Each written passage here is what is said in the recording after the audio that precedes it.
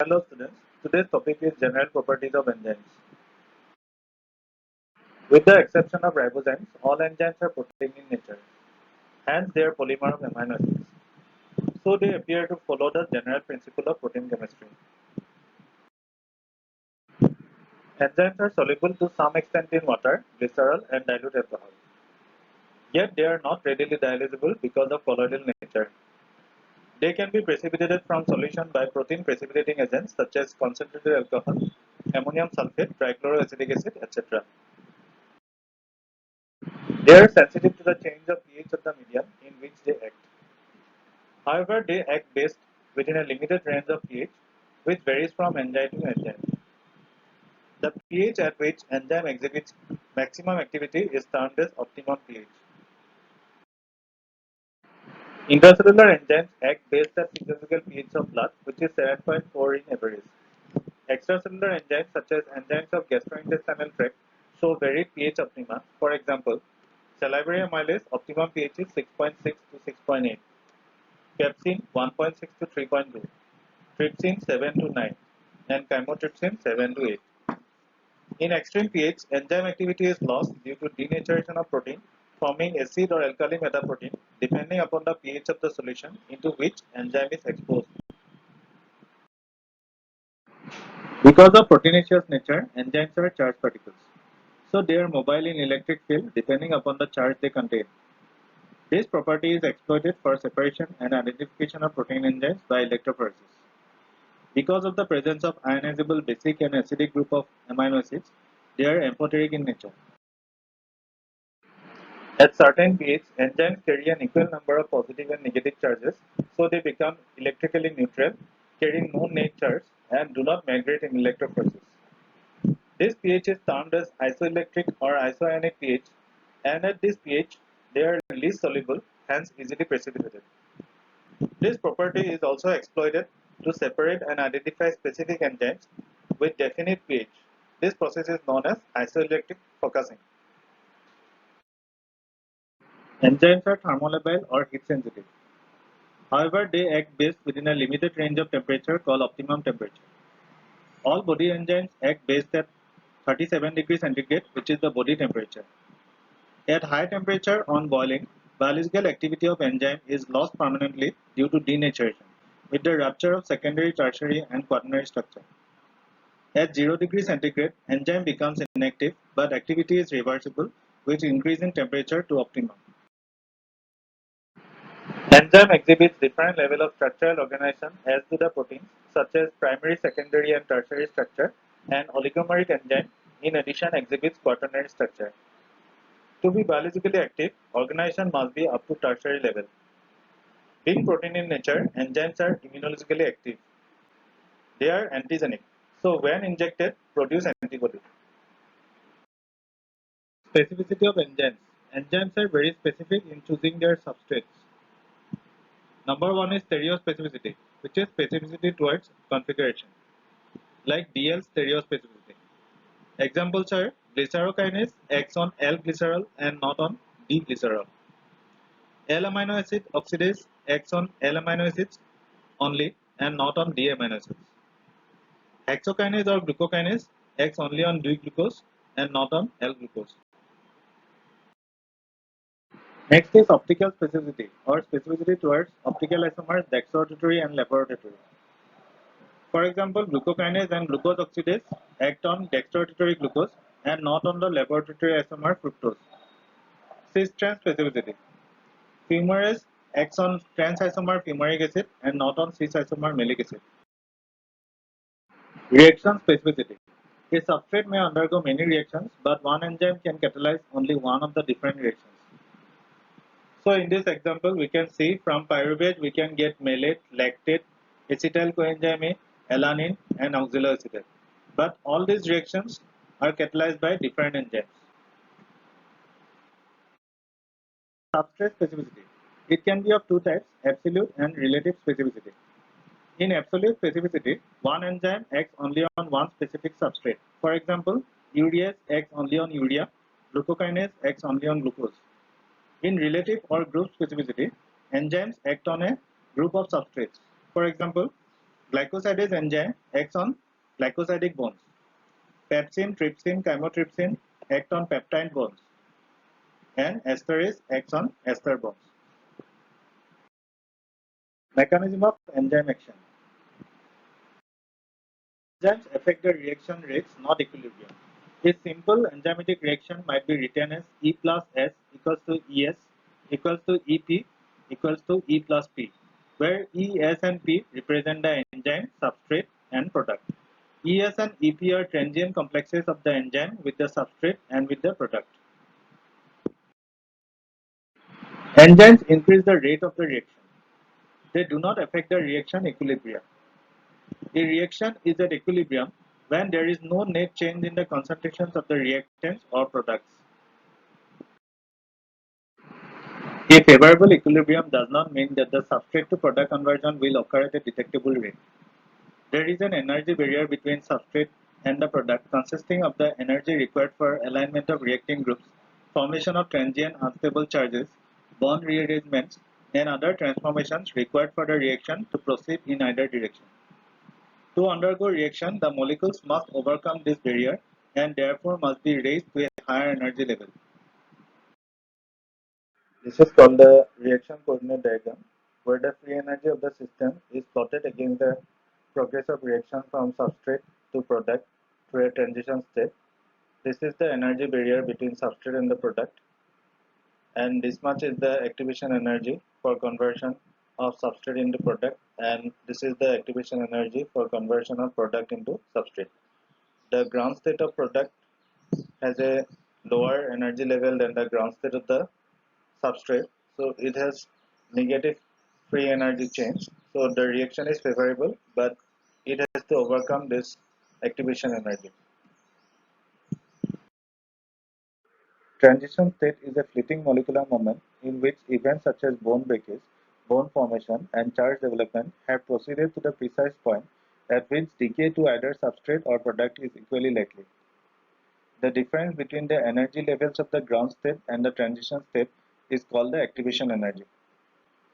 Activation energy may be defined as the amount of energy required to bring all the molecules in 1 gram mole of a substrate at a given temperature to the activated state, often termed as transition state. The rate of a reaction reflects this activation energy. A higher activation energy corresponds to a slower reaction. Reaction rates can be increased by raising the temperature and/or pressure, thereby increasing the number of molecules with sufficient energy to overcome the energy barrier. Alternatively, the activation energy can be lowered by adding a catalyst or enzymes. In this reaction coordinate diagram, we can see that the activation energy of the enzyme catalyzed reaction is lower than the uncatalyzed reaction, and there is intermediate formation of enzyme substrate and enzyme product complex before formation of product. Any reaction may have several steps involving the formation and decay of transient chemical species called reaction intermediates. A reaction intermediate is any species on the reaction pathway that has a finite chemical lifetime, which is longer than a molecular vibration, that is 10 to the power minus 13 seconds. When the substrate to product reaction is catalyzed by an enzyme, the ES and EP complexes can be considered as intermediates. The interconversion of two sequential reaction intermediates thus constitutes a reaction step. When several steps occur in a reaction, the overall rate is determined by the step or steps with the highest activation energy. This is called the rate limiting step. In practice, the rate limiting step can vary with reaction conditions, and for many enzymes, several steps may have similar activation energies, which means they are all partially rate limiting. What really sets enzymes apart from most other catalysts is the formation of a specific enzyme substrate complex. The interaction between substrate and enzyme in this complex is mediated by the same forces that stabilize protein structure, including hydrogen bonds and hydrophobic and ionic interactions. Formation of each weak interaction in the enzyme substrate complex is accompanied by release of a small amount of free energy that stabilizes the interaction. The energy derived from enzyme substrate reaction is called binding energy, or delta GB. Binding energy is a measured source of free energy used by enzymes to lower the activation energies of reactions. In this reaction coordinate diagram, we can see that the binding energy is the difference between activation energy of the uncatalyzed reaction and the activation energy of the enzyme catalyzed reaction. Concept of active site. Entire molecule of the enzyme is essential to maintain biological activity in tertiary structure. Active site is a small crevice or cleft-like region on the enzyme molecule. This is responsible for substrate binding and catalysis. Often the active site encloses a substrate, sequestering it completely from the solution. In this picture, we can see the active site where the substrate binds. The active site is a small crevice or cleft-like region of the enzyme. Active site consists of a special sequence and unique grouping of amino acids. It has two components: binding component where the substrate binds and the catalytic component which is responsible for catalysis. Models of active site. Two models have been put forwarded. Number one is Emil Fischer's lock and key or rigid template model. Number two is induced fit model postulated by Daniel E. Koshland Jr. in 1958. Lock and key model. Active site is presumed to be pre-shaped, a rigid template to fit the substrate as key fits into the lock. The active site binds with substrate and catalyzes the reaction without any change in the three-dimensional or tertiary structure. In this picture, we can see the rigid template-like active site, which is exactly complementary in shape with the substrate, so that the substrate binds tightly to the active site of the enzyme, just like lock and key. Unfortunately, rigidity fails to explain the mechanism of catalysis fully. Change of conformation of enzyme and change in enzyme activity of allosteric enzymes by modifier cannot be explained with this model. Koshland's induced fit model. Essential feature is the flexibility of active site. Contrary to the Fischer's model, it is not pre-shaped. The substrate induces a conformational change in the enzyme molecule to fit the substrate. In the absence of substrate, catalytic and substrate binding groups are several bonds distant apart.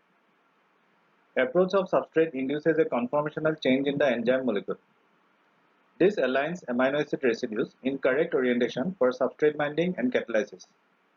Other amino acids are buried, which creates and exposes the active site, and the enzyme attains the final catalytic form. In this picture, we can see the induced fit model, where the shape of the active site of the enzyme is not initially complementary to the shape of the substrate, but when the substrate approaches the enzyme, it induces a conformational change in the active site, which facilitates its binding to the active site. Binding of substrate is prerequisite. Most substrates form at least 3 bonds with the enzyme, which is known as 3-point attachment. So here in this diagram we can see this is a substrate and this is the enzyme active site, where there are at least 3 attachment sites for the binding of the substrate. This 3-point attachment can confer asymmetry of an otherwise symmetric molecule. One group is chiefly involved in substrate binding. Second group reduces stability of substrate and make it more susceptible for reaction.